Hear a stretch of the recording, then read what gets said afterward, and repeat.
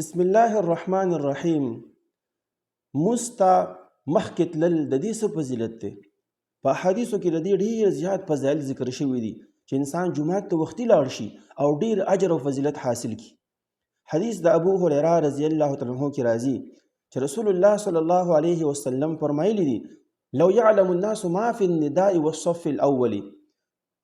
که خلکو ته پته ولګي چې څومره اجر او ثواب دی په اذان کولو کې او په اولني صف کې مونځ کول، ثم لم یجدو، بیا چې کوم دی نمبر ونه مومي، ځای ونه مومي، الا ان یستهموا علیه لاستهموا، مګر که په خسنې باندې دې ته اذان او اول صف ملاویږي نو په هغې باندې به خسنې اچولې وي.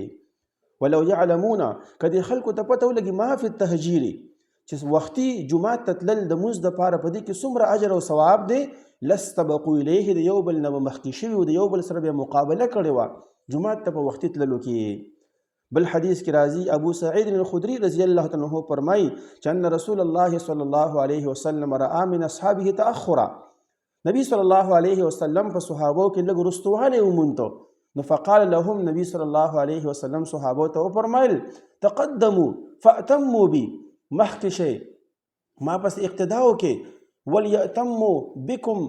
من بعدكم، او تاسو پس رستو تاسو خلک اتباع وکړي، رستنی خلق به تاسو پسې اتباع وکړي. ځکه لا یزال قوم یتأخرون حتی یؤخرهم الله، یو قوم همیشه خپل ځان رستو کوي د عبادت نه، د اولني صف نه، د مونځ نه، د جومات نه، تر دې پورې چې الله سبحانه وتعالی به جنت ته داخلېدلو کې رستو کی. بل حدیث کې راځي نبی صلی الله علیه وسلم فرمایي چې الله سبحانه وتعالی به د قیامت په ورځ اووه قسمه خلک د خپل سوري د لاندې ودري، په هغې کې یو هغه سړی د رجل قلبه معلق بالمساجد، چې د هغه زړه جوماتونو پسې تړلی شوي وي.